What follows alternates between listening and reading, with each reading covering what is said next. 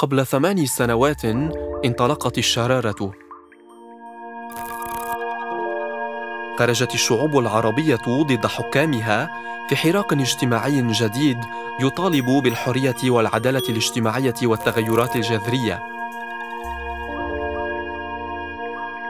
راقب العالم بأسره الشباب الثوري، إذ قاد هذه الاحتجاجات جيل جديد من جميع أنحاء المنطقة. واليوم بعد 8 سنوات فقدت المنطقة العربية الزخمة الذي أشعلته تلك الحركات الاحتجاجية. القمع والصراع أغلقا المجال أمام الناس للمطالبة بحقوقهم. أين هو هذا الجيل الثوري الجديد اليوم؟ سافرنا إلى 5 دول: سوريا ولبنان والجزائر ومصر وتونس، نسأل ناشطي عام 2011 ما إذا كان هناك أي سبيل جديد للمشاركة السياسية اليوم.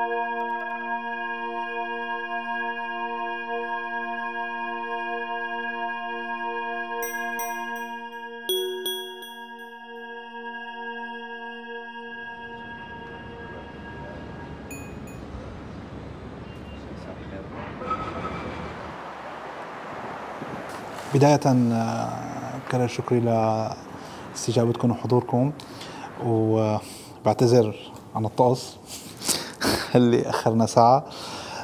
شباب الثورة ما كان مطلوب منهم مثل ما تفضل معنا إنه يكونوا هن من البداية على رأس كيان أو منظومة سياسية تدير خطاب الثورة السياسي.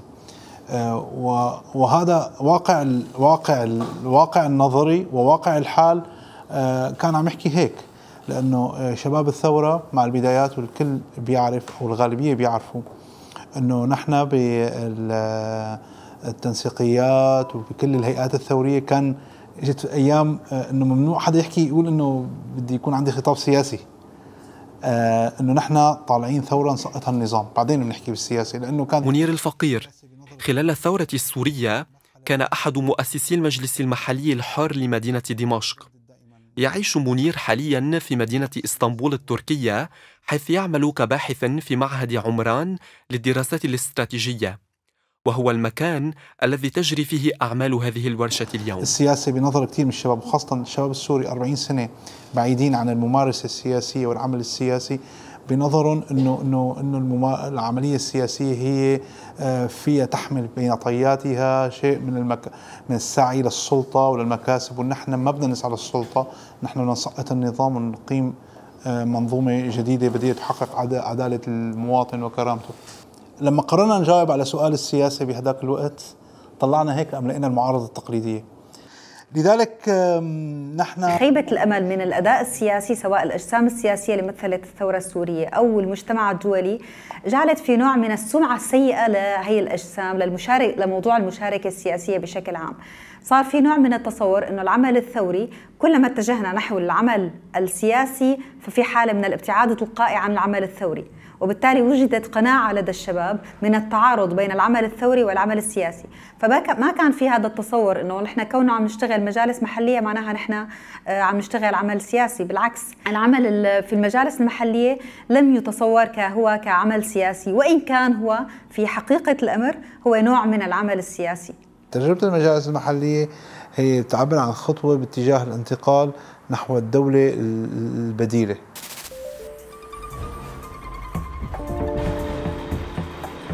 بعد شوي بلشت تتحرر المناطق وتخرج من سيطرة النظام. هون برزت الحاجة لإيجاد بديل عن مؤسسات السلطة ومؤسسات النظام يقدم الخدمة للناس. تم تأسيس حوالي 400 مجلس محلي في سوريا بعد عام 2011، أسس معظمها من قبل القادة الثوريين الشباب، وقد حلت تلك المجالس محل الدولة في غياب دور الحكومة المدنية، وبدأت بتجارب غير مسبوقة في الديمقراطية المحلية التشاركية. قدمت هذه المجالس خدمات مثل الصرف الصحي وإدارة النفايات والتعليم وإمدادات المياه، وعملت كبديل لحوكمة النظام. طبعا ليس في كل المناطق ولكن في عدد كبير من المناطق استطاعت المجالس المحلية أن تكون سلطة أدبية وأخلاقية أعلى من سلطة السلاح الموجود في المنطقة نفسها. جرت الانتخابات بشكل ديمقراطي دون تدخل من أي طرف. وقد نجحت المجالس المحلية في ظل ظروف صعبة للغاية في تنظيم انتخابات وتمكين مجتمعاتها من خلال تجربة المشاركة الديمقراطية، تجربة حرمهم النظام منها. فكانت الحاجة لأنه تتحول الأجسام الثورية التنسيقيات وغيرها لأجسام تمثيلية للناس تقدم الخدمة لجميع الناس وتمثلهم. وبسبب القمع العنيف أصبح المنفى خياراً إلزامياً للعديد من أعضاء المجالس المحلية، وبات التنسيق الوثيق بين الذين يتواجدون داخل سوريا وخارجها ضرورياً. واليوم سيلتقي منير عبر سكايب مع تيماء من مجلس دمشق التي تساعد في إجلاء السوريين من إدلب.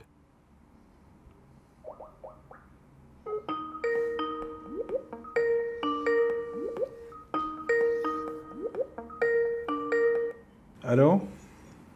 السلام عليكم. السلام ورحمة الله، كيف حالك؟ الحمد لله تمام، كيفك أنت؟ والله بخير الحمد لله، طمنينا عن شغلك. تمام؟ الحمد لله تمام. شيء مهلك والله. انت شايفه انه في مستقبل للمجالس المهجرة، انه مجلس دمشق بالذات مجلسنا يعني انه بالاستمرار بالشمال، ولا ممكن نتحول لشكل ثاني؟ ممكن. هلا بالاخير نحن بدنا نركز على المهمات اللي لازم تأديها هي المجالس او الرابطه او على اختلاف المسميات. يعني بالاخير بدي اعرف انا شو المهمه اللي بدي اديها، ان كان للمهجرين ان كان للدمشقيين، شو بقدر انا اساوي لهم، شو فيني خدمهم. هي اكثر شيء اهم شيء موجود يعني حاليا. والشغله الثانيه انه كيف بنقدر ننظمهم نحن. يعني بالاخير يعني هي انك تعتبرها مثل طاقات بشريه. يعني نحن بدنا اكثر حاجه لانه نحافظ عليها. طبعا بنحاول نتعلم من الاخطاء اللي ممكن، يعني الاخطاء اللي ارتكبناها ونتعلم منها. يعني بالاخير مثل ما حكيت نحن كنا عم نقول للجماعه اللي كانوا معارضه وعندهم نضال سياسي سابق يجوا يستلمونا، يعني فشلوا فعليا. نحن كسبنا خبرة وفي عنا قدرات كسبت خبرة بهال7 سنين نستفيد منها ونتعلم من أخطائنا. يعني تعلمنا عدمنا، تعلمنا من حالنا، تعلمنا على آلامنا وتهجيرنا بالأخير. بس يكون في عنا ترتيب داخلي للبيت، قدرنا نثبت حالنا كدولة، يكون عنا واجهة سياسية خارجية قوية. نعم. هي على صلة وتواصل مع الداخل اللي إن شاء الله حنحافظ عليه بالشمال السوري. بالاخير انت كسياسي خارجي انت عليك تسمعني اولا، تسمع شو بدي وتروح انت تقدم هذا الشيء اللي بدي اياه. يعني خايفين نخسره بعد كل هالخسارات اللي تعرضنا له. اليوم شبابنا بعد 7-8 سنين صار عنده خبرة سياسية قوية، صار عنده تجربة، رغم انه هذا الشيء كلفنا كثير اخطاء ومشاكل وضحايا وهيك، بس بعدين السوريين تعلموا كثير من هي 7 سنين 8 سنين. يعني يبقى المورد البشري الذي تعلم والذي عمل داخل المجالس المحلية هو محور أساسي في بناء مؤسساتنا في المستقبل السوري. بعد ساعات طويلة من التنسيق عبر الإنترنت، جاء عضوان من مجلس الغوطة لزيارة منير. أهلا وسهلا. أهلا وسهلا. على السلامة. إنها المرة الأولى التي يلتقون فيها وجها لوجه. معاذ الحبيب. صارت هيك الأمور، يعني في مجال تعمل هيك شيء يعني. فالمجالس اللي هي مناطق محتلة كان دورها أكبر بالعمل السياسي المباشر، إنه ما عندها خدمة تقدمها للناس. صحيح. المجالس اللي هي لا محررة مثلا مجلس شوبر لا كان في شق خدمة وشق أيضا مواقف سياسية، بيانات، موقف من التجاذبات والاستقطابات، وللأسف الاقتتال اللي صار بالغوطة. نعم. ما كان هذا الموضوع زيادة دعم للفصائل العسكرية وزيادة دعم لسلطة الفصائل العسكرية، ما حقق الهدف، حقق هدف معاكس. رأيكم ليش نحن كمجالس محلية فشلنا في فعلا انه ناخذ هذا الدور السياسي في الغوطه. رايكم ليش هيك صار؟ شو كان لازم يصير وما صار؟ دور المجالس المحليه داخل الغوطه كان وليد الحاجه بالضروره اكثر ما هو يعني خليني اقول لك نموذج ماشي باتجاه هدف. كان هو عم يعالج المشاكل اللي نحن عايشين فيها، مشاكل اللحظه اللي احنا فيها، مشاكل الناس هي كانت مشاكل الناس وضغوطات الغوطه كونه هي بيئه محاصره كانت اكبر من انه خلي المجلس المحلي يكون عنده خطه استراتيجيه لقدام.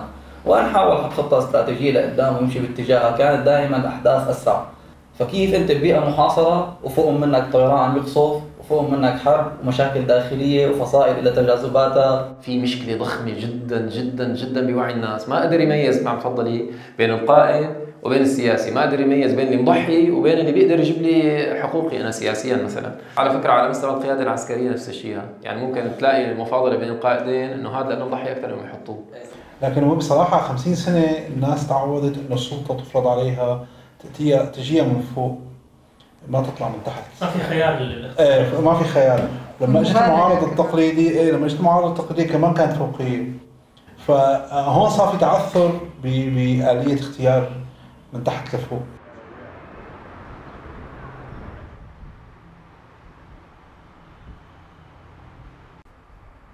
إضافة إلى المجالس المحلية، ثمة أشخاص آخرون مثل كرم حلي الذي يعمل على تدريب المجتمع المدني لحثه على القيام بمبادرات مجتمعية جديدة. هلا حاليا عم بدور على بعض الفيديوهات اللي صار في كتير تدريبات بسوريا خلال 2014 لل 2017. هذا التدريب هلا صار في باب الهوى، صار تقريبا 30 شخص في عام 2015 تقريبا، وبدأت عدة مبادرات بالداخل السوري، منها مبادرة ساهم، منها شباب التغيير، مؤخرا هون بتركيا منظمة دور. لأن التدريب والعمل المجتمعي بيعملوا تغيير كتير كبير بمستقبل الناس، بمستقبل الشباب. فكان أي عمل شبابي هو ضمن الحزب وضمن العمل الحزبي اللي هو حزب النظام، فما كان في ممارسات مجتمعية. وقت جينا بعد الثورة بدنا نعمل في هذا المجال كان في صعوبة، أن الناس النموذج الوحيد اللي بتعرفه هو نموذج سلبي استبدادي، جريمة إذا واحد يشتغل بالسياسة. فكان هذا أحد أكبر التحديات. الأمر العسكري والأمني، ففي تحديات أمنية كانت موجودة، ولكن كل هذه التحديات تغلبنا عليها من خلال الممارسات العملية.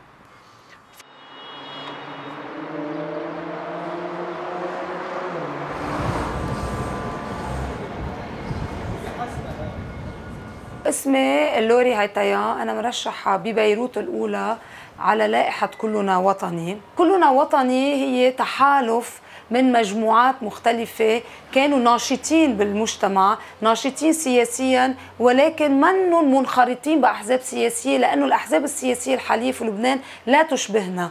عارفين هذه الانتخابات مين عم يتحدانا؟ نحن أهل الأرض، أهل المقاومة. عاشت القوات اللبنانية، يحيى لبنان. السياسة التقليدية بلبنان هي سياسة معتمدة على العائلات اللي هي متوارثينها من الإقطاع السياسي، فإذا معتمد على العائلات التوريث السياسي، ومعتمد كمان على أحزاب مبنية على الطائفية، وبالتالي كل حزب هو معتبر حاله بيحمي طائفة معينة ضد الأحزاب البقية، ضد ومصالح المجموعة هي الأهم من مصلحة الوطن. وبالتالي مشان هيك هيدي سياستهم اللي عم بتأدي للزبائنية. مشان هيك قررنا انه نحن نخلق بلاتفورم جديد يكون هو المنصة الجديدة للناشطين السياسيين الجدد اللي ما بيآمنوا بالأحزاب التقليدية الموجودة حاليا. بعد ما تظاهرنا وعبينا الساحات اجتمعنا وقررنا نواجه سوء الإدارات. في عام 2015 اجتاحت لبنان على نطاق واسع من أراضيه موجة من الاحتجاجات بعد فشل الحكومة في إدارة ملف النفايات، وامتدت الاحتجاجات لتطال ظاهرة الفساد المستشري في الحكومة. هذا الحراك الشعبي أدى إلى بروز جيل جديد من القوى السياسية بطرق وأساليب تكتيكية جديدة في اتخاذ القرار. انه ما عندنا قياده وحده بنمشي وراها، في عندنا هي منصه كل الاشخاص المنضويين لها عندهم رأي فيه، دائما بنعتمد على التصويت، ولكن ما عندنا شخص قيادي واحد هو اللي بده يمشينا وراه وياخذنا محل ما هو بده ونحن بلا مناقشة نمشي وراه. نشكر كل يلي دعمونا بالأسابيع الماضية، ولكن بلش العد العكسي ل6 أيار. ومن ضمن هذه القوى الجديدة برزت على الساحة اللبنانية مجموعة كلنا وطني، وهي حركة زعزعت الوضع السياسي. غرقتنا بالزبالة، غرقتنا بالفساد، ومددت لحالها 3 مرات. نحن عم نخوض معركة ضد يعني الأحزاب التقليدية اللي هي عندها ناسا، اللي هي عندها فرصة أكثر، ولكن نحن عم نتكل على المواطن اللي اعتبر إنه خلاص ما بقى فيه إنه يتحمل هذا الوضع، فبالتالي نحن عم نجرب بطرق خلاقة جدا. وقد سارت كلنا وطني على خطى بيروت مدينتي التي خاضت الانتخابات البلدية في بيروت عام 2016. بدي مساحات عامة خضراء. قامت بيروت مدينتي بتنظيم حملة مبتكرة بقيادة متطوعين، فاستخدمت تكتيك العمل في الشارع ونظمت مجالس شعبية ولقاءات على نمط الاجتماعات العامة البلدية لتنال بنتيجتها دعما مثيرا للأعجاب. وقد فاز مرشحو الحركة في واحدة من الدوائر الانتخابية ال3 في بيروت وحازت على 40% من الأصوات الشعبية، إلا أن ذلك لم يكن كافيا من أجل تولي إدارة شؤون المدينة. ناهدة خليل هي واحدة من مروجي حملة بيروت مدينتي. بعد الفشل في الانتخابات عمل ناشطو بيروت مدينتي على تعزيز تنظيمهم الداخلي وإعادة صياغة استراتيجياتهم. تركز ناهدة في نشاطها على الفضاء العام. كل يوم يمكن كل 5 دقائق في فايوليشن ل public domain أو public right، والناس ما بتعرف حقها، يعني بتطلع الناس ما بتعرف وين حقها، ما بتعرف إنه الرصيف لإلها، ما بتعرف إنه السبيسز كلهم لإلها، ما بتعرف إنه البحر لإلها، ما بتعرف حقوقها. منظر خلاب يلجأ إليه كثيرون للهروب من حرارة الصيف، لكن يبدو أن بعض اللبنانيين قد يحرمون من هذا المنظر بسبب خصخصة شاطئ الرملة البيضاء الذي يعد المتنفس البحري الوحيد لسكان بيروت. هذا الموضوع في عام 2015 شاركت ناهدة في النضال من أجل التصدي لخصخصة شاطئ الرملة البيضاء. يعني نحن شط لبنان فوق 220 كيلومتر، عم تحكي ماريتايم بابليك دومين، 85% راح برايفاتايزد او فايوليتد الليجلي، و3/4 المالكين تاعول هيدي البرايفاتايزد لاند او فايوليتد لاند هن من الناس يلي مرقوا على السلطه. المشروع اللي عم يتعمر على شط الرمل البيضاء عملنا هيدا الكامبين واشتغلنا فيه كتير، وعملنا انجازات لانه كان اول كامبين منه بس لتقولي لا ولا تعترضي او لتنزلي تعملي مظاهره، لا دغري شفنا كل الستيك هولدرز رحنا لعندهم. اقترحت الحركة على الحكومة إصدار مرسوم لحماية المنطقة، ونظمت أيضا مناقصة دولية لإعادة تصميمها من الصفر. أدركت بيروت مدينتي أن الكفاح لم ينتهي عقب الانتخابات، واكتشفنا أنه 80% من الناس ما نزلوا انتخبوا، بس 20% نزلوا انتخبوا. طب وين ال80؟ قلنا بدنا نروح، لا كل واحد بحيه بده يشتغل ويتواصل مع الناس لنعمل شيء، نعمل لجان أحياء. هذا الممر في زقاق من حي زقاق البلاط في بيروت يعاني من مشكلة أمنية ومشكلة في النفايات بسبب الخصخصة الجزئية للفضاء العام. بناء على طلب السكان المحليين قامت مجموعة بيروت مدينتي بتنظيم ورش عمل تشاركية لإعادة تأهيل المنطقة. قلت لك بعد البلدية قلنا بدنا نشتغل بالأحياء، قمنا تلفنا للفولونتيرز يلي كانوا عم يشتغلوا معنا، ولأنه قلت لك نحن من هيدا الحي إنه كل حدا من الحي جرب مع الحي تاعه، تلفنا لفولونتير طلع بيتها هون بالبطركية، قال قلنا نحن عم نشتغل على الأحياء جراس روتس وهيك. قال ايه انا اهلي وين رحتوا انتوا واهلنا انتخبوكم وما عدتوا بينتوا؟ قلنا لا نحن بدنا نشتغل هيك. قمنا اتفقنا جمعوا كل اصحابهم وناس من الحي من كل بنايه حدا وعملنا اجتماع عندهم وحددوا المشاكل وبلشنا شغل من أول ميتينج. أهله بدهم يشتغلوا، بيّنوا بدهم يشتغلوا وكتير متعاونين وحددنا مشاكلهم باي برايورتي، هن حددوها، نحن بس عم نساعد يعملوا لهم شيء. أكيد هيدا سياسة، وبفتكر هيدا التغيير هون لازم يكون التغيير بوتوم اب، لأنه نحن ما بدنا نكون مثل السلطة. ستيريوتايب ايمج تاعت السلطة انه اذا واحد منهم عطس لانه مرشح بيطلع على التي في وبيقول عطست، هو لانه مرشح، لانه مقرب، مش لانه عمل شيء للناس. نحن من سنة ونص ما بدنا لا نطلع على الاعلام بدقوا لنا التلفزيونات، لا سوري ما حنحكي، لانه بدنا نعمل اتشيفمنت، عم نشتغل مع الناس، عم نشتغل لاحيائنا، لاولادنا، لمصلحتنا، لحقنا العام، لحتى نحسن حياتنا، لنغير هول الممثلين تاعولنا، لنعرف كيف بدنا ننقي ممثلين عننا، نحن نحاسبهم وين؟ بالانتخابات، بصندوق الاقتراع. في الجزائر أيضاً هناك أشخاص يعملون في مجال التنظيم المدني التشاركي. Là, ça devrait marcher. Salut, tu nous entends? Je vous entends très bien, oui. Ah, ok, super. Salut l'équipe. Ça va? Ça va, tranquille. Génial. On n'est pas habitué à faire ce genre de... في عام 2016 أنشأ الأخوة مرحوم بالمشاركة مع ماجد معاوي ما يسمى بورش العاصمة أتوليه دالجير، وهو مشروع لإعادة التفكير وتحديث التنظيم المدني في الجزائر. فالهدف الرئيسي وضع المواطن في مركز المسيرة عبر ورش عمل تشاركية يقوم السكان بعمل جماعي لإعادة رسم وتصميم مستقبل الأحياء التي يعيشون بها.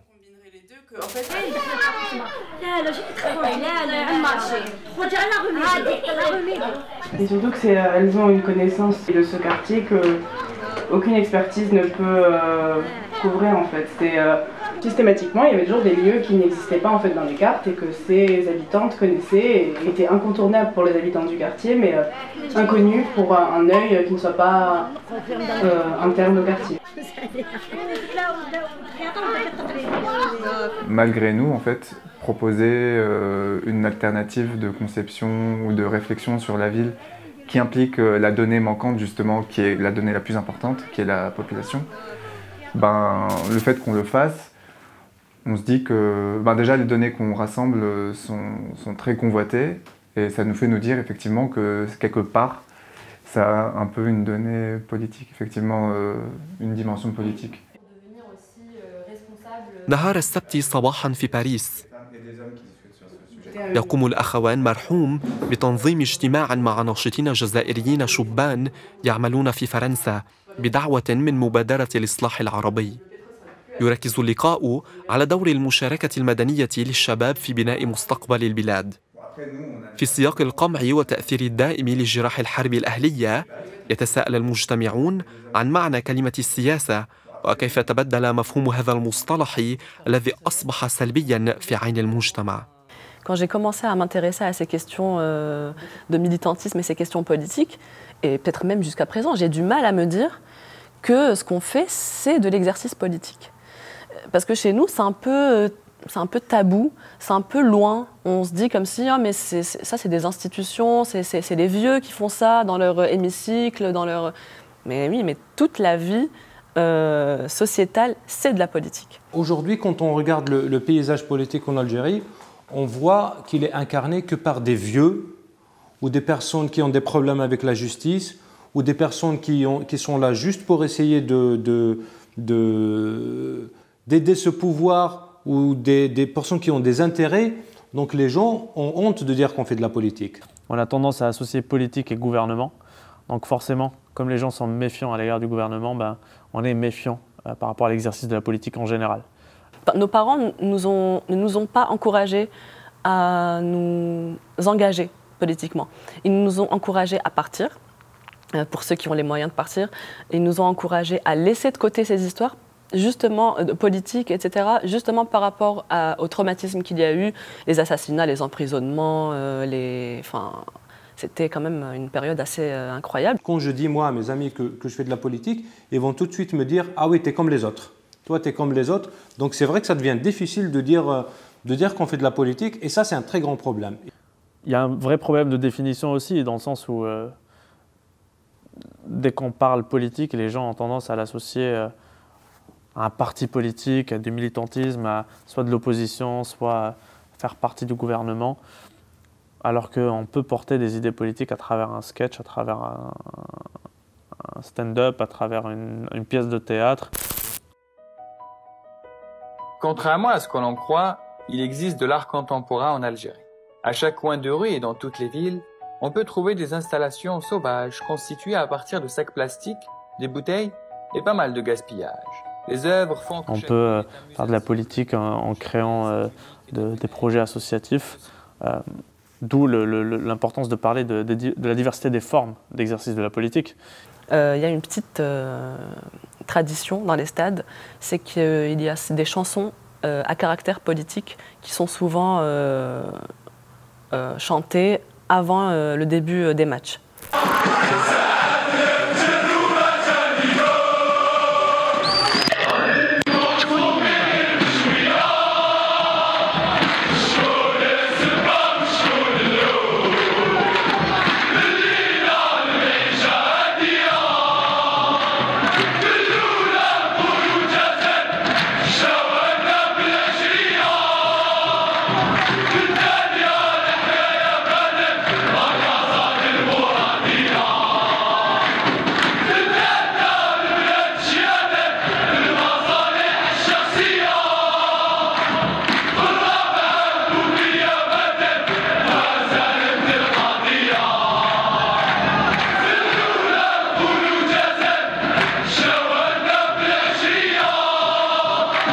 Quand on entend ces chansons, on est tous d'accord. Alors, intellectuel, celui qui n'a jamais été à l'école, celui qui travaille, celui qui ne travaille pas, on est tous d'accord sur le constat. Et quand on voit ça, on se dit, bon, c'est génial, ça veut dire qu'on est conscient, il y a de la politisation, il y a une envie de changement, c'est sûr et certain. Après, tout ce qui manque, c'est la flamme. Mais c'est ça l'apprentissage. Moi, j'ai eu la chance ou la malchance d'avoir fait des réunions ou des échanges avec des anciens premiers ministres, des ministres. Je l'ai dit à certains d'entre vous, et je peux vous dire qu'ils vivent dans un autre monde que celui des Algériens. Ils ne connaissent pas la réalité des Algériens, ils vivent dans leur résidence dans le Club des Pins, ils ne connaissent pas ce que vivent les Algériens, ils ont des passeports diplomatiques, dès qu'ils ont mal à la tête, ils partent à l'extérieur, mais ce n'est pas le cas des Algériens. On est arrivé aujourd'hui à une situation très très compliquée où le peuple algérien a perdu toute la confiance dans l'élite politique, qui ne s'intéresse plus à la vie publique, il cherche juste à comment fuir ce pays. Et aujourd'hui, il y a une nouvelle génération qui émerge en Algérie, c'est des jeunes, on a des nouvelles méthodes de travail et on est en complète rupture avec l'ancienne génération. C'est une société qui est, j'ai l'impression, qui est dirigée par des personnes âgées, je ne sais pas comment dire, d'une autre génération. Et c'est assez compliqué de faire ses preuves et de prouver qu'on est capable de quelque chose et d'avoir de la crédibilité tout simplement quand on est jeune. Donc effectivement, le problème générationnel, l'obstacle générationnel, entre guillemets, il est présent. Après, c'est aussi un pays qui a énormément de jeunes, donc c'est aussi une force très très importante. Et c'est une force qui est en pleine action de plus en plus, il y a plein d'initiatives qui se font, c'est juste qu'on n'est pas conscient.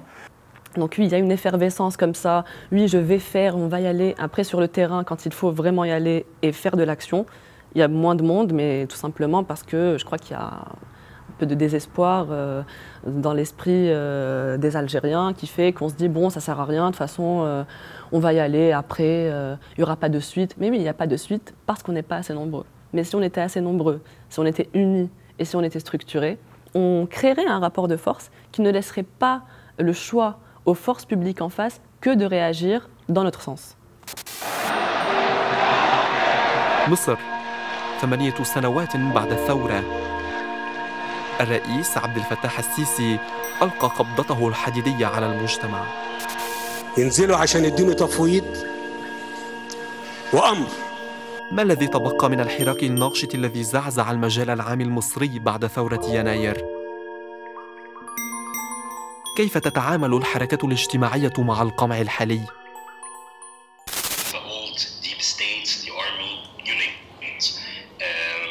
يلتقي في العاصمة الألمانية برلين ناشطون وباحثون مصريون أجبر الكثير منهم على البقاء في المنفى. يلتقون في اجتماع نظمته مبادرة الإصلاح العربي لمناقشة كيفية تكيف النشطاء وجماعاتهم مع الوضع الحالي.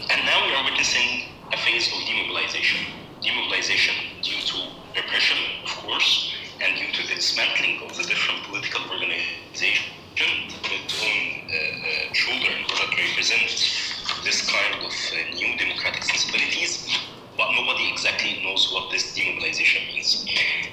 This supposed demobilization, we have seen two major campaigns that ended up with street protests, court litigations, and even a presidential political campaign. That is the Tehran and Sanafir and the Khalid Ali presidential campaign. So we are seeing now kind of a mobilization that happens in a moment that is supposedly, according to most of the theoretical approach, is a moment of isolation, a moment of withdrawal, a moment of demobilization. That demobilization is a new metamorphosis of the activism, especially within the ranks of the democratic current, that could be considered as the rise of the seasonal activists or the seasonal activism. We are not witnessing a demobilization in the sense that's being theorized by the social media theory. What we are witnessing is a metamorphosis that basically adapts to a new context, and that's basically manifesting a kind of a political consciousness or unconsciousness of certain adherents of social backgrounds. Why? Like how do you arrive?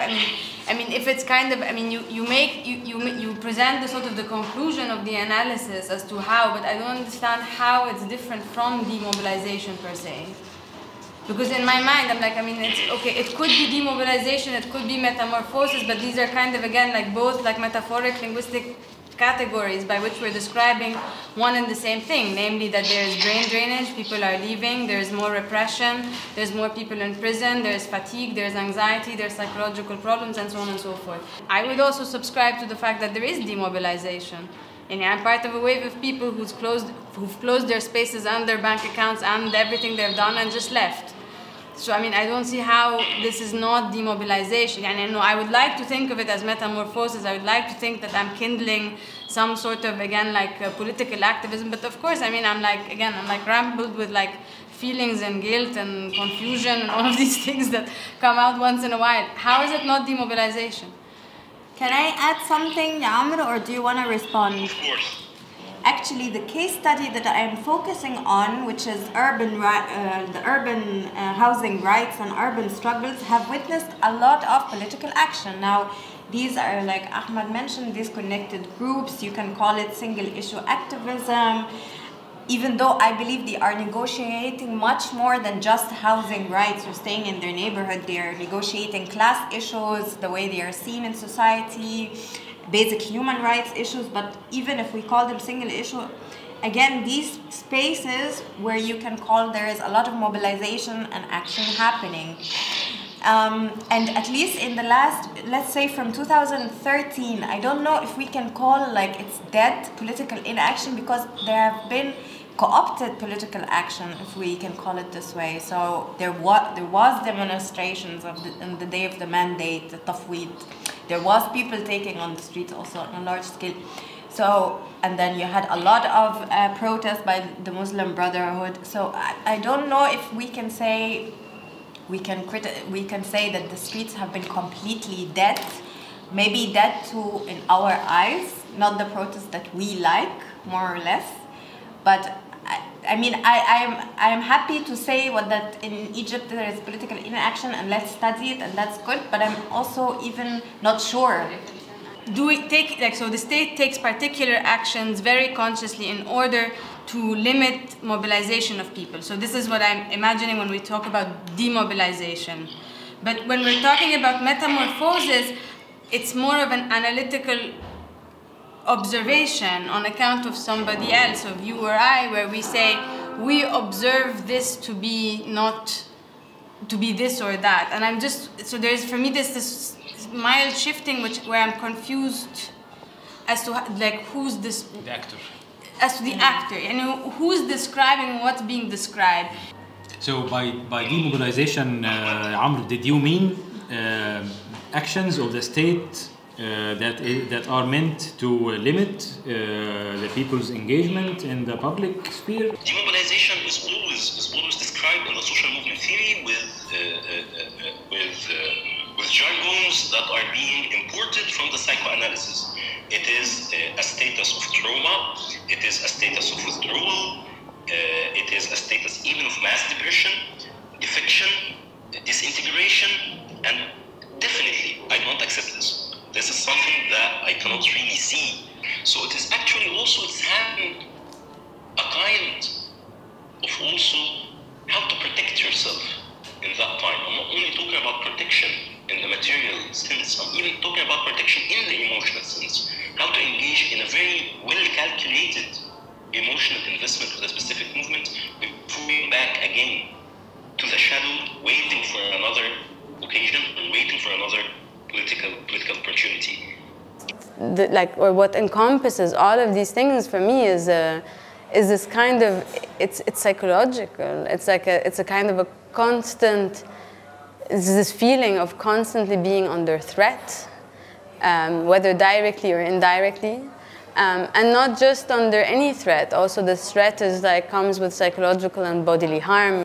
أي محاولة للإصلاح بتتحول إلى صدام مع النظام المعروف هو وصل للحكم إزاي بشكل عنيف جدا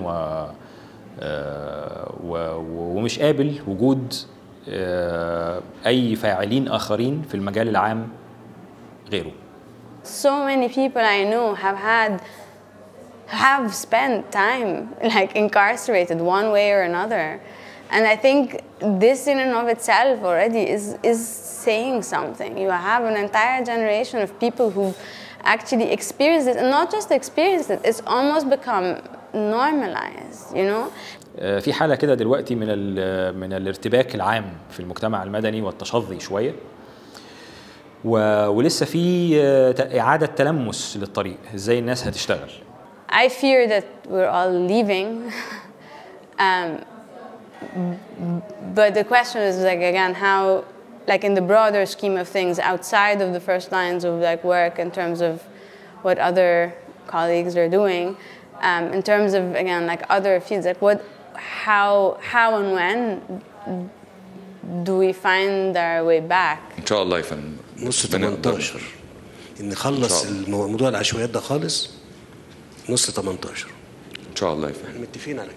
على الرغم من القمع العنيف، استمرت المعارضة الشعبية على شكل تعبئة محلية ضد مشروع الرئيس عبد الفتاح السيسي لإزالة العشوائيات من المدن ونقل المصريين الأشد فقراً من بيوتهم قسراً.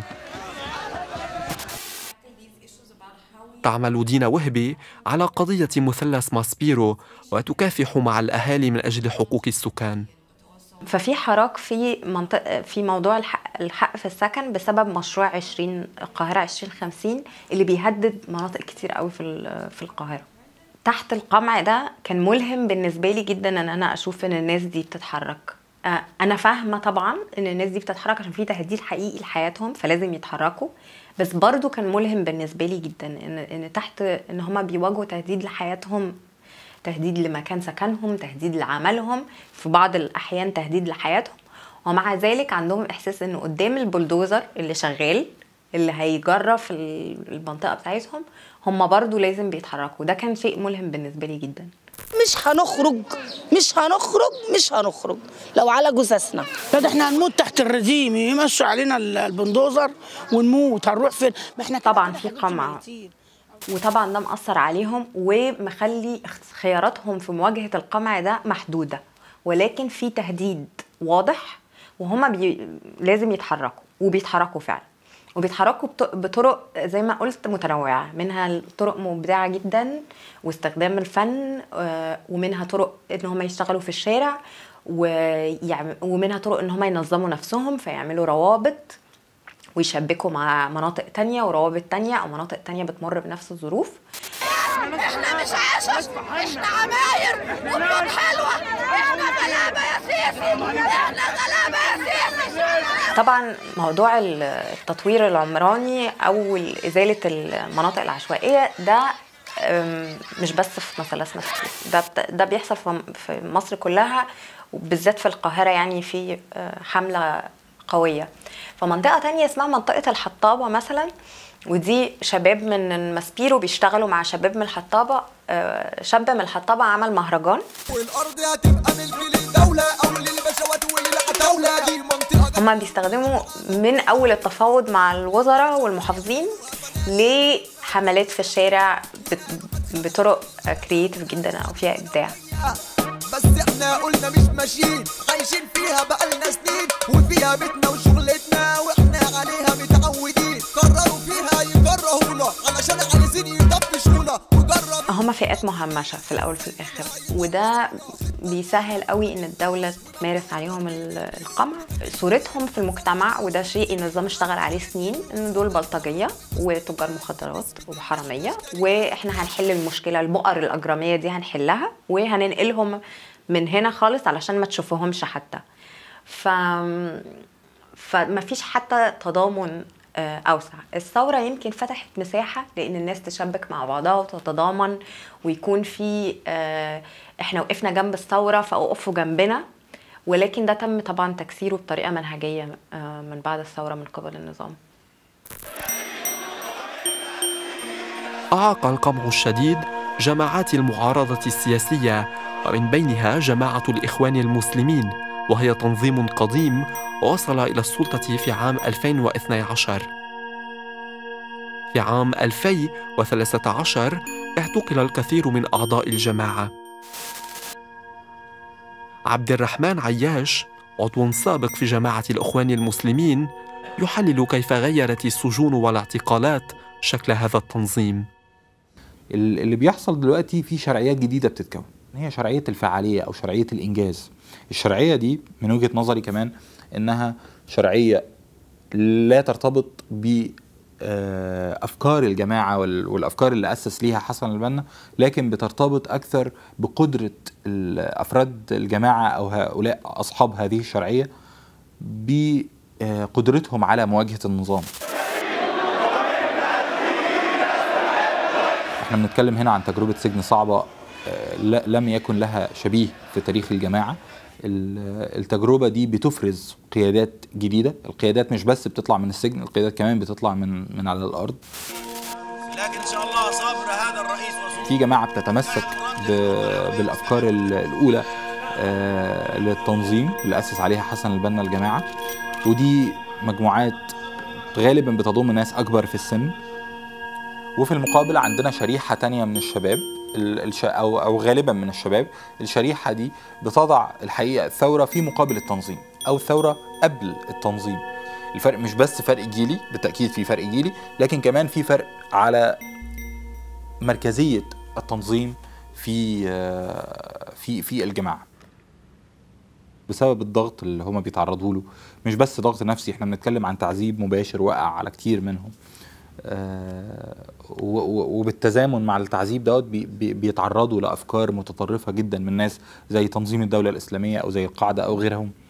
فبيتحول السجن في مصر مثلا زي ما هو واضح جدا بالنسبة لنا من وسيلة للإصلاح أو لتدريب الأشخاص إن هم يكونوا صالحين أكتر للمجتمع، إن هم يكونوا أشخاص متطرفين أو إن هم يكونوا منضمين لحركات حتى إرهابية أو مسلحة وعنيفة. حالي هو قمع غير مسبوق أبدا، يعني حتى في أصعب أوقات الإخوان اللي هو في وقت عبد الناصر أو واللي كان بتحصل فيها إعدامات للقيادات سواء سنة 54 أو سنة 65، الإخوان لم يمروا بتجربة بهذا الحجم، لم يمروا أبدا بتجربة فيها تعذيب وقمع وفيها تحديات، خصوصا أنها تجربة جاية بعد الثورة وبعد وجود الإخوان في الحكم.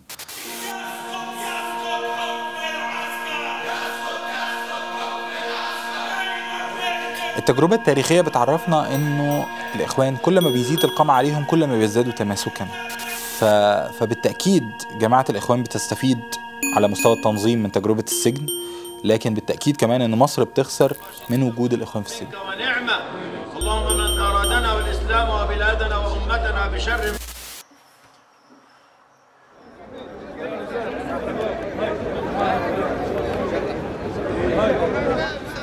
في تونس لم يتوقف الصراع الاجتماعي والسياسي.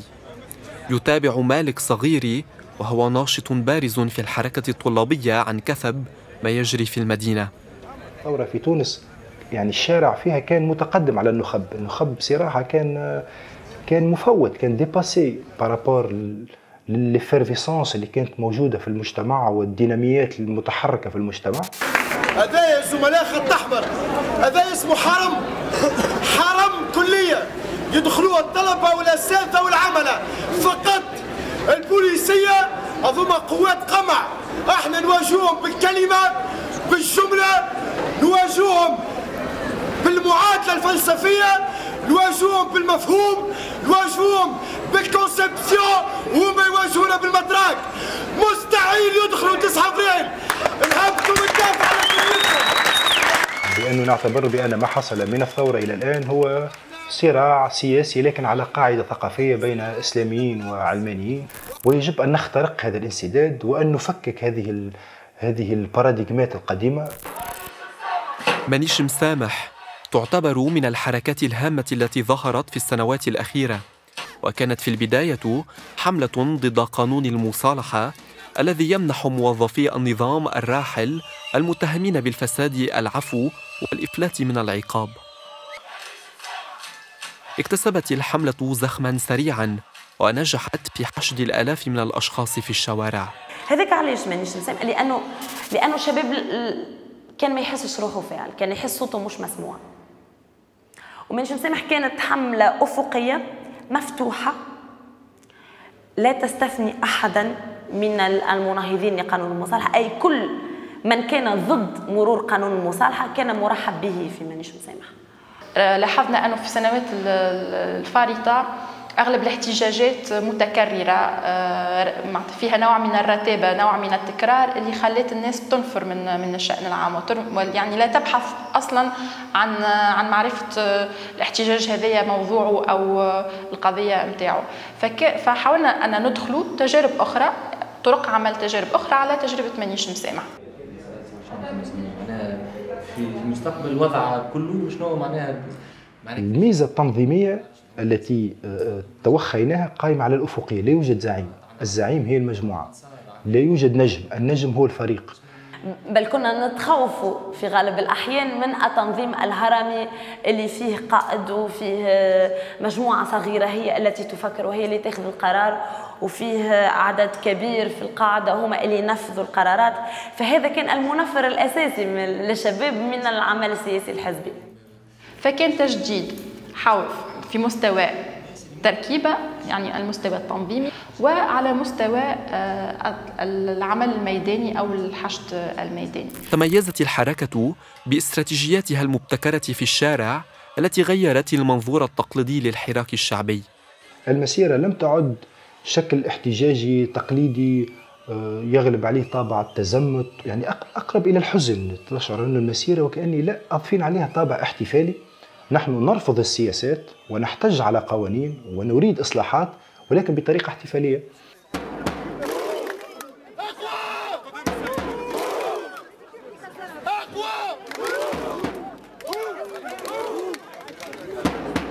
من بين هذه الابتكارات استخدام مشجعي كرة القدم لتهليل الجماهير. انضم الآلاف من المتظاهرين إلى الهتافات وخلقوا جواً جديداً في النضال.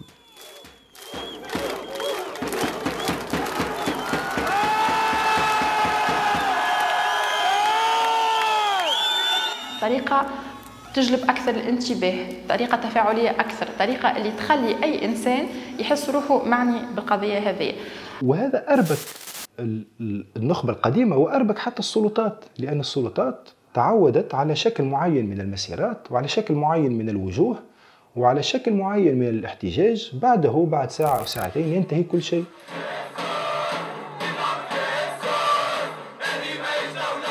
هناك طلب اجتماعي على هذا الشكل الجديد.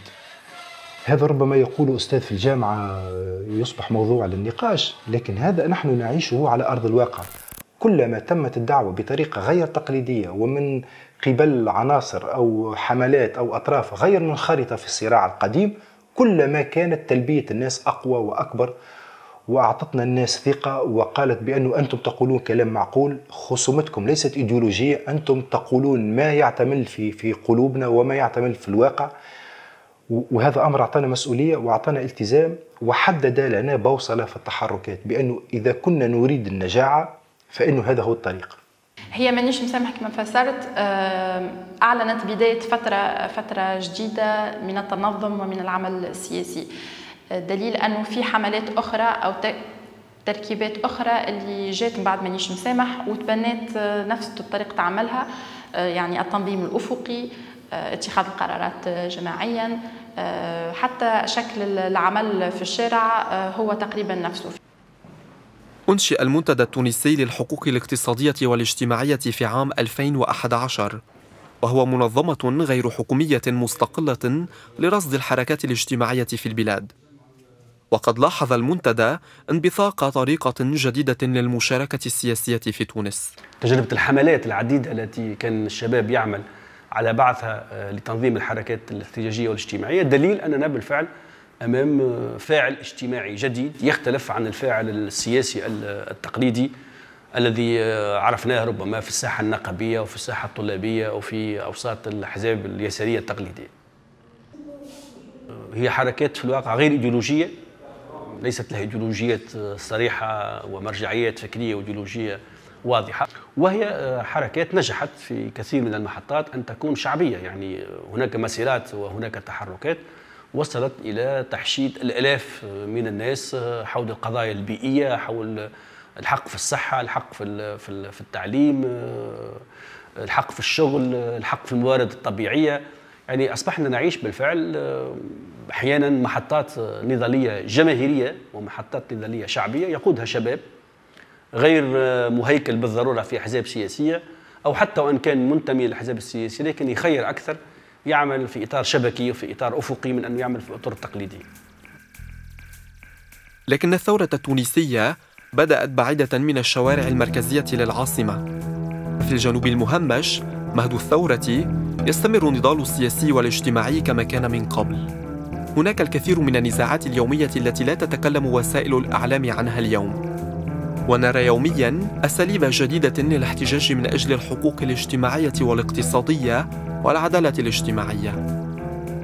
لم يمنع تعكر الحالة الصحية للمضربات عن الطعام في مدينة منزل بوزيان من مواصلة حراكهن الاحتجاجي اللواتي أطلقناه منذ أشهر. المضربات عن الطعام ينتمين إلى عائلات فقيرة في مدينة ترتفع فيها معدلات الفقر والبطالة، ويطالبن الحكومة بتوفير فرص عمل تتساوى فيها حظوظ النساء مع الرجال الإناث الذكور. في بلدة منزل بوزيان تحدت عشرات النساء الصورة النمطية للعلاقات بين الجنسين، ونزلنا إلى الشوارع للنضال من أجل الحصول على فرص عمل. لأول مرة تصير في تاريخ منزل بوزيان هي خروج النساء يوم 19 جويلية سيرا على أقدام في اتجاه القصبة. كانت القيادة أساسا نسائية. كنا 17 رمزية منطقة منزل بوزيان اللي هي حجرة كيلومترية عددها 17، و17 أساسا هي رمز 17 ديسمبر هي ثورة الكرامة.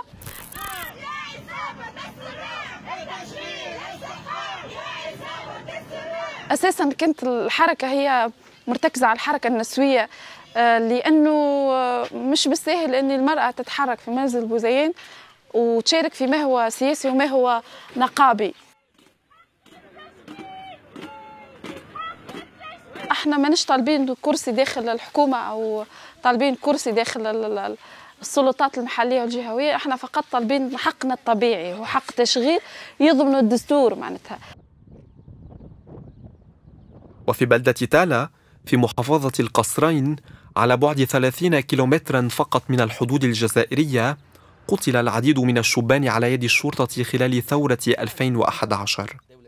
واليوم تمكنت قائمة مستقلة من الفوز في انتخابات المجالس المحلية البلدية. إن معارضتهم للأحزاب التقليدية هي في صميم انتصارهم. فهذا هو معناها السبب الوحيد اللي نحن معناها فوزنا في الانتخابات البلديه ذي بالنسبه لمدينه تالا، فوز القائمه المستقله تالا الجديده في المرتبه الاولى، فهمني، هو جراء عدم الثقه في النخبه السياسيه والاحزاب معناها جمله في تونس، معناها الشعب هنا ما عادش عنده ثقه في الاحزاب خلاص.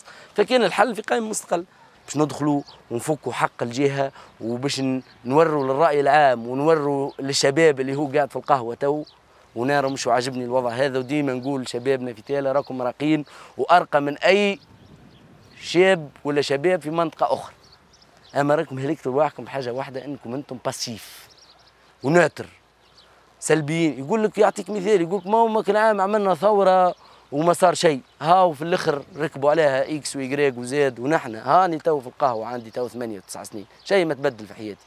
فكان الحل ان نحن ندخلوا كشباب في قائمه مستقله، وقائمه مستقله جدي بيان قائمه مستقله له اسمها تالا الجديده، لا لشيء، لان نحن كشباب ما عادش عندنا ثقه في الطبقه السياسيه الاول، ما عادش عندنا ثقه في الاحزاب خلاص، ما عادش عندنا ثقه فيهم خلاص. ثم تاثير هنا، ثم امباكت على المستوى المحلي، انا كنت نحكي لك فيه، معناها ما تهميش كذا كذا، ما نفعناش دونك حتى حزب، نحن من الثوره وانت جاي ما نفعناش حتى حزب ولا حتى حقبه سياسيه معينه نفعتها الجهه هذه، مقدم لها حتى انسان، مقدم لها حتى حزب ولا حتى شخص.